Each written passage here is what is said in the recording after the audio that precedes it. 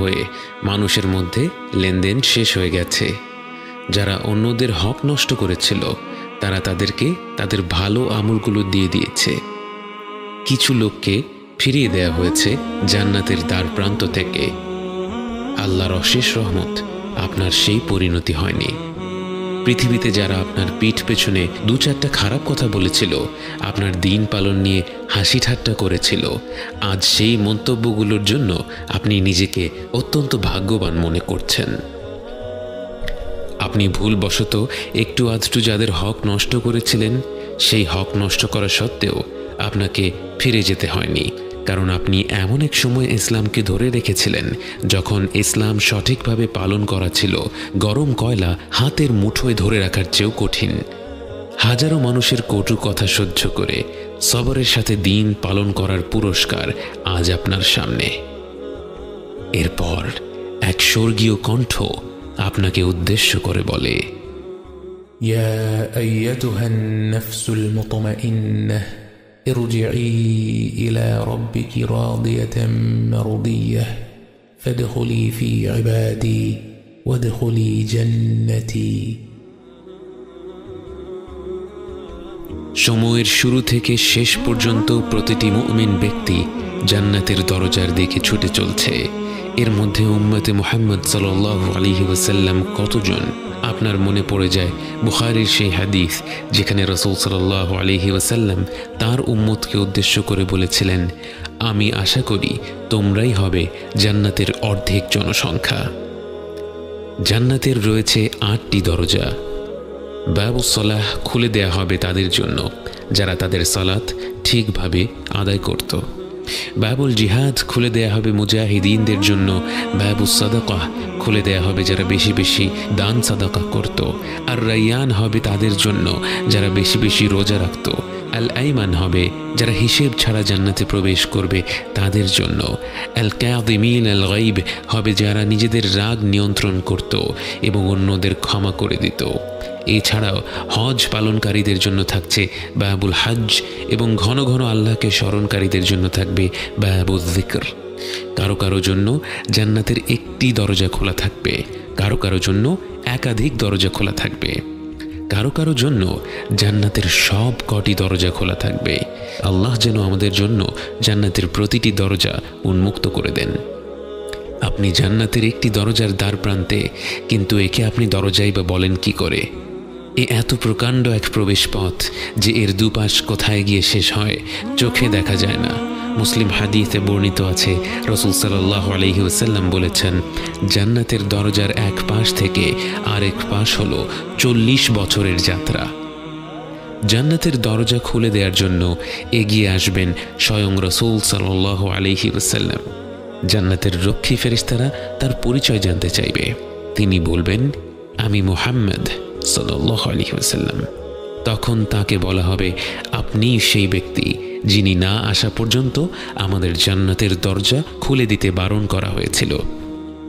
অতঃপর জান্নাতের দুয়ার খুলে দেয়া হলো। এক অদ্ভুত আলো আপনাদের বরণ করে নিল। অগণিত ফেরেশতারা আপনাদের স্বাগত জানানোর জন্য এগিয়ে আসলো। আপনারা প্রবেশ করা মাত্র তারা বলে উঠল, সালামুন আলাইকুম, সালামুন আলাইকুম, আপনাদের উপর শান্তি বর্ষিত হোক। জান্নাতে অগণিত মুমিন বান্দা প্রবেশ করার পর আপনাদের স্বাগত জানানোর জন্য পরিবেশন করা হলো একটি বিশেষ পানীয়। ويسقون فيها كأسا كان مزاجها زنجبيلا عينا فيها تسمى سلسبيلا। শেষ পানি পান করেছিলেন হাউদে কাউসারে। তখন চিরকালের জন্য আপনার তৃষ্ণা মিটে গিয়েছিল। কোনো প্রকার তৃষ্ণা না থাকা সত্ত্বেও জান্নাতের এই পানীয় পান করে এতটা তৃপ্তি অনুভব করবেন তা আপনি কল্পনাও করেননি। সেই অনুভূতিটি প্রকাশ করা সম্ভব নয়। হয়তো এখন থেকে যেসব অভিজ্ঞতা হবে তার কোনোটি বর্ণনা করা সম্ভব নয়। তাও একটা হালকা ধারণা দেওয়ার চেষ্টা করা যাক। আপনার চারপাশের প্রতিটি মুখ উজ্জ্বল, প্রতিটি মুখ হাস্যোজ্জ্বল। কারো অন্তরে একটি ফোঁটাও মন্দ অনুভূতি নেই। কোনো হিংসা বিদ্বেষ নেই, কোনো আফসোস নেই, কোনো দুঃখ বেদনা নেই। সবাই সবার সুখ দেখে আনন্দিত, সবার মধ্যে এক আশ্চর্য রকমের ভ্রাতৃত্ববোধ কাজ করছে। একে একে নাম ডাকা হবে, সেই অনুযায়ী মুমিন ব্যক্তিরা জান্নাতে প্রবেশ করবে। জান্নাতের সেই অপেক্ষার স্থানে আপনি কতটুকু সময় কাটালেন আপনার জানা নেই। এখানে অপেক্ষা করার সময় আপনার মনে কোনো অস্থিরতা নেই। আপনি বাকি অপেক্ষারত মুমিনদের সাথে হাসি আর আনন্দে সময় কাটাচ্ছেন। অবশেষে আপনার নাম ডাকা হলো। পৃথিবীতে আপনাকে যত ভালো ভালো নামে মানুষ ডেকেছিল, সেই ভালো ভালো নামগুলো ডেকে আপনাকে জান্নাতের ভেতরে স্বাগত জানানো হলো। জান্নাতে প্রবেশ করা মাত্র আপনার অন্তরই যেন আপনাকে বলতে লাগলো আপনার আবাস কোথায়। রাসূল সাল্লাল্লাহু আলাইহি ওয়াসাল্লাম বলেন, প্রত্যেক ব্যক্তি দুনিয়াতে তার ঘর যত ভালোভাবে চিনত, তার চেয়েও ভালোভাবে তার জান্নাতের ঘর চিনবে। আপনি দ্রুত এগিয়ে যাচ্ছেন আপনার ঘরের দিকে, কাউকে কিছু জিজ্ঞেস করতে হচ্ছে না। সেদিকে যেতে যেতে আশেপাশে যা দেখছেন, আপনার কান যা শুনছে, যা কিছু সুবাস নাকে আসছে, সব কিছুই আপনাকে অভিভূত করছে। অবশেষে আপনি পৌঁছে গেলেন আপনার ঘরে।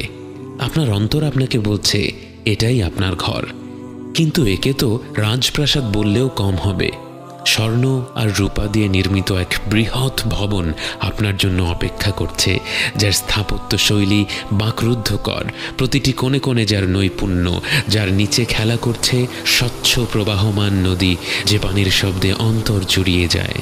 চারিপাশে ঘন সবুজ, আল্লাহর প্রশংসা বাণী থেকে জন্ম নেয়া হাজারো গাছে ছেয়ে আছে আপনার ঘর। জান্নাতে প্রবেশ করা শেষ ব্যক্তিকে দেয়া হবে এমন এক রাজ্য যা গোটা পৃথিবীর চেয়ে 10 গুণ বেশি। একবার চোখ বন্ধ করে কল্পনা করুন, একটি প্রাসাদ নয়, একটি শহর নয়, একটি দেশ নয়, একটি মহাদেশ নয়, গোটা পৃথিবীর সমান এক সাম্রাজ্য, এবং তার সাথে যোগ করা হলো আরও একটি পৃথিবী এবং আরও একটা, এবং এভাবে করে 10টি পৃথিবীর সমান আপনার রাজ্য। এবং তা হচ্ছে জান্নাতের সবচেয়ে ছোট পুরস্কার। এবং তা তো হচ্ছে পরিমাণের দিক থেকে। মানের দিক থেকে তাকে যা দেয়া হবে তা তো পৃথিবীর কোনো নিয়ামতের সাথেই তুলনা করা যায় না। আপনি আপনার ঘরের দিকে এগিয়ে যাচ্ছেন। আপনার এই রাজ্য পৃথিবীর কত গুণ বেশি বড় আপনার জানা নেই, কিন্তু যেদিকে দু চোখ যায় বিস্ময়কর সব দৃশ্য আপনার মন ভুলিয়ে দেয়। কিন্তু হঠাৎ আপনি থমকে দাঁড়ান। সময় যেন থেমে দাঁড়ালো। স্বর্গীয় এই জগতের সব দৃশ্য যেন মলিন হয়ে পড়ল। আপনার চোখ পড়ল আরেক জোড়া চোখের ওপর। আপনি ভাষা হারিয়ে ফেলেছেন। আপনি ফিরে গেলেন বহু বছর আগের দুনিয়ার সেই জীবনে। মায়া ভরা দুটি চোখের দিকে তাকিয়ে আছেন। প্রথমবারের মতো মন ভরে দেখছেন আপনার জীবন সঙ্গীকে। অজানা সব অনুভূতির ঢেউয়ে ভেসে যায় আপনার হৃদয়। অনেক স্বপ্ন আঁকছেন মনে মনে। চূড়ান্ত স্বপ্ন একটাই, একসাথে জান্নাতে যাওয়া, অনন্তকালের জীবনের সঙ্গী হওয়া। চোখের পলক পড়ল, ফিরে এলেন বর্তমানে। আপনি চেয়ে আছেন সেই অতি পরিচিত চেহারাটার দিকে, কিন্তু সেই চেহারা তো আর আগের মতো নেই। সৃষ্টির সব সৌন্দর্যই তো মনে হয় আল্লাহ তার ভেতরেই গেঁথে দিয়েছেন। আপনি চেয়ে আছেন আপনার স্ত্রীর দিকে, উনি চেয়ে আছেন আপনার দিকে। প্রবাহমান নদীর ছলছল শব্দ আর পাখির গুঞ্জন ছাড়া আর কোনো শব্দের প্রয়োজন হচ্ছে না। কোনো কোনো উলামারা বলেন, জান্নাতে যখন স্বামী স্ত্রী একে অপরকে প্রথমবারের মতো দেখবে, তারা একে অপরের দিকে মুগ্ধ হয়ে চেয়ে থাকবে 40 বছর। আপনার মনে হলো 40 বছর তো নয়, যেন 2-1 মুহূর্ত কেটেছে মাত্র। যতই দেখছেন ততই মন ভরে যাচ্ছে, আবার মনে হচ্ছে এখনো মন ভরেনি। আপনি আর আপনার জীবন সঙ্গী অনন্তকালের জীবন সঙ্গী, যার সাথে এখন আর কোনো কথা কাটাকাটির সুযোগ নেই, যিনি আপনার কোনো কাজে আর বিরক্ত হবেন না, যার সাথে এখন হবে ভালোবাসার সম্পর্ক, যা দিন দিন কমবে না বরং বেড়েই চলবে। সেই ভালোবাসার মানুষটাকে নিয়ে আপনি ঘুরে দেখতে লাগলেন আপনাদের জান্নাতের আবাস। উপরে আকাশমণ্ডলী ভরা উজ্জ্বল নক্ষত্রের ন্যায় কি যেন জ্বলজ্বল করছে। আপনারা বুঝতে পারেন তারা হচ্ছেন জান্নাতের আরও ওপরের স্তরের জান্নাতবাসীরা। কিন্তু আপনার মনে কোনো আফসোস নেই, আপনার মনে কোনো হিংসা নেই, আপনার অন্তর ভর্তি কৃতজ্ঞতা। আর যারা আপনার চেয়েও বেশি কিছু পেয়েছে তাদের প্রতি সম্মান ও ভালোবাসা। জান্নাতে কোনো খারাপ অনুভূতি নেই, জান্নাতে রয়েছে শুধুই সুখ। আপনি আপনার প্রাসাদের ভেতরে গেলেন, সেখানে দেখলেন فيها عين جارية فيها سرر مرفوعة وأكواب موضوعة ونمارق مصفوفة وزرابي مبثوثة متكئين فيها على الأرائك لا يرون فيها شمسا ولا زمهريرا ودانية عليهم ظلالها وذللت قطوفها تذليلا ويطاف عليهم بآنية من فضة وأكواب كانت قوارير من فضة قدروها تقديرا। আপনি হেলান দিয়ে বিশ্রাম নিচ্ছেন সম্মানিত আসনে বসে। স্বর্গীয় ফল ফলাদি আপনার হাতের নাগালে। মনোহর পাত্রে হরেক রকমের পানীয় পরিবেশন করছে হাস্যোজ্জ্বল চিরতরুণেরা, যাদের দেখে ছড়িয়ে থাকা মুক্তোর মতো মনে হচ্ছে। প্রতিটি মুহূর্ত আপনি তৃপ্তি ভরে আস্বাদন করছেন। এখানে কোনো তাড়াহুড়ো নেই। হয়তো মাসখানেক কেটে গেল বিভিন্ন ধরনের খাবার ও পানীয় উপভোগ করতে করতে। হয়তো বছরখানেক কেটে গেল আপনার স্ত্রীর সাথে গল্প করতে করতে। হয়তো একে অপরকে বলছেন কেমন ছিল মৃত্যুর পরের যাত্রা, কি কি ঘটেছিল।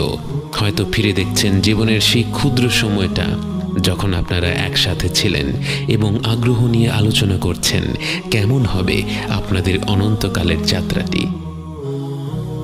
স্বর্গীয় খাবারের পাশাপাশি আপনার জন্য রয়েছে পবিত্র হুর, যাদের সম্পর্কে আল্লাহ তাআলা বলেন فيهن خيرات حسان فبأي آلاء ربكما تكذبان حور مقصورات في الخيام فبأي آلاء ربكما تكذبان لم يطمثهن إنس قبلهم ولا جان فبأي آلاء ربكما تكذبان متكئين على رفرف خضر وعبقري حسان فبأي آلاء ربكما تكذبان تبارك اسم ربك ذي الجلال والإكرام।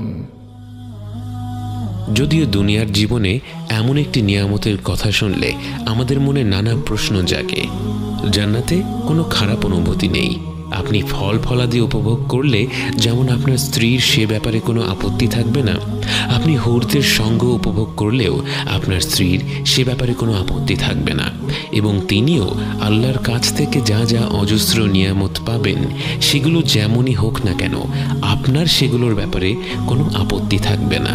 আপনারা একে অপরের জন্য খুশি থাকবেন এবং প্রত্যেককেই আল্লাহ যার যার প্রকৃতি অনুযায়ী নিয়ামত দিবেন এবং তিনি আল আলিমুল হাকিম। কিন্তু জান্নাতের পুরোটা সময় তো আপনি শুধু আপনার আবাসেই কাটিয়ে দেবেন না। জান্নাতবাসীরা একে অপরের সাথে দেখা করবে, গল্প করবে, আনন্দ করবে। আপনি দেখা করতে গেলেন আপনার বাবা মায়ের সাথে, আপনার দাদা দাদি, নানা নানির সাথে। পরম আনন্দের এই মুহূর্তের সবচেয়ে অদ্ভুত বিষয়টি হলো জান্নাতে আপনারা সবাই সমবয়সী। কারণ জান্নাতে সবার বয়স পৃথিবীর 33 বছর বয়সের সমতুল্য এবং সেখানে কারো বয়স একদিনও বাড়ে না। আপনারা সবাই মিলে অনেক অনেক গল্প করলেন, গল্পের মাধ্যমে জানতে পারলেন আপনার পূর্বপুরুষেরা কিভাবে প্রথম ইসলাম গ্রহণ করলো, কিভাবে তাদেরকে ইসলামের দাওয়াত দেয়া হয়েছিল। আপনি খুঁজে বের করলেন সেই ব্যক্তিকে যিনি আপনার জন্মের 500-600 বছর আগে আপনার এক পূর্বপুরুষকে ইসলাম সম্পর্কে বলেছিল, যার প্রচেষ্টার ফলে আপনার বংশের হাজারো মানুষ সহজেই ইসলাম গ্রহণ করে ফেলেছে।